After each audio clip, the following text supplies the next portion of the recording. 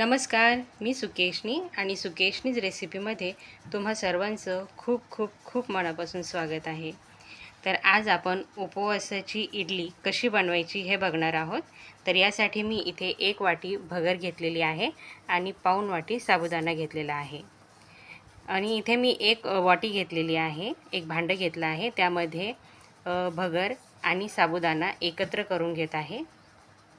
हे मिश्रण आपल्याला छान 2 पाण्याने स्वच्छ धुवून घ्यायचं आहे।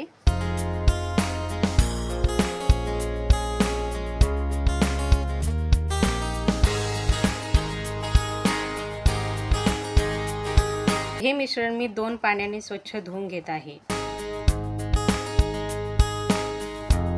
यातलं मी पाणी काढून ठेवलेलं आहे आणि आता यामध्ये पाणी ॲड करून आपल्याला हे 4 तास भिजवायचं आहे।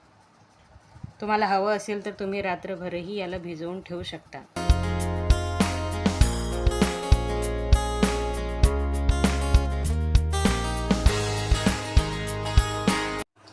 तर इथे साबुदाणा आणि भगर मी 5 तास भिजत ठेवलेलं होतं।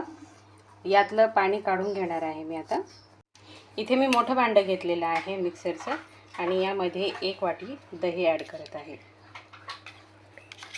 तुमच्याकडे दही नसेल तर तुम्ही इथे ताकही वापरू शकता, पण दह्यापेक्षा ताकाचं प्रमाण थोडंसं कमी ठेवायचं आहे। यामध्ये मी भगर आणि साबुदाण्याचं मिश्रण टाकलेलं आहे आणि दही टाकून घेतलेलं आहे। तर अशा प्रकारे मी इथे इडलीचं पीठ हे मिक्सरच्या भांड्यामधून काढून घेतलेलं आहे। आपल्याला जसं हवं आहे तसंच तयार झालेलं आहे। आता मी हे एका भांड्यामध्ये काढून घेते। आता यामध्ये मी चवीप्रमाणे मीठ घालत आहे आणि अर्धा चमचा इनो टाकत आहे। पटकन मिक्स करून घ्यायचं आहे।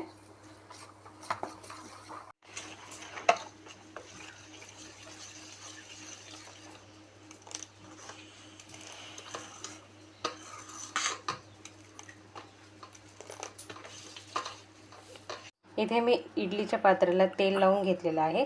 आता आपल्याला हे बॅटर यामध्ये टाकायचं आहे।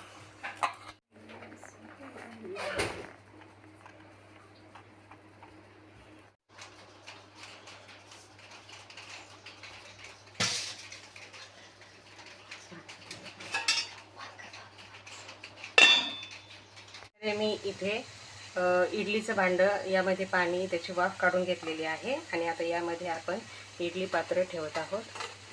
साधारणतः 15 ते 20 मिनिटं हे आपल्याला यामध्ये वाफ काढून घ्यायची आहे आणि इडली बनवून तयार करून घ्यायची आहे।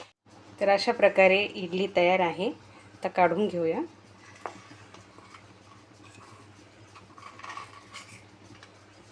तुम्ही बघू शकता। तर अशा प्रकारे इथे ही इडली तयार आहे। तुम्ही बघू शकता किती छान सॉफ्ट अशी जाळीदार अशी इडली तयार आहे। तोडून दाखवते। हे बघा, आजसुद्धा याला जाळी आलेली आहे। खूप सॉफ्ट आणि छान झालेली आहे। तुम्ही नक्की करून बघा, वाटतच नाही उपवासाची इडली आहे म्हणून। तर व्हिडिओ आवडला असेल तर लाईक करा, जास्तीत जास्त शेअर करा आणि चॅनलला सबस्क्राईब करा। वेळात वेळ काढून तुम्ही ही पूर्ण रेसिपी बघितली याबद्दल तुमचे मनापासून धन्यवाद।